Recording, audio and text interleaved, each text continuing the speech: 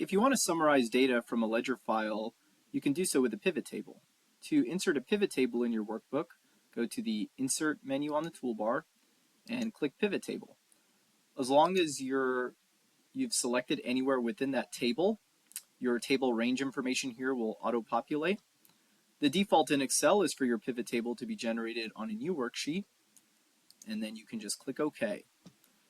From here, you can just pull some of these headers from your field list into the different columns in your field table here.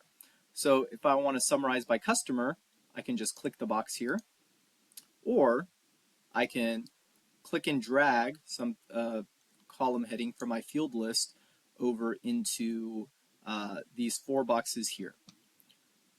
Excel is pretty good about knowing where something should go, so if I just click the amount field, it knows that I want to populate it in my values tab, and it'll default by summing all of my amounts for each of those customers. So I can see my total here by customer, and then later I can add other information as well to the pivot table to further summarize by date or any of the other fields that I have.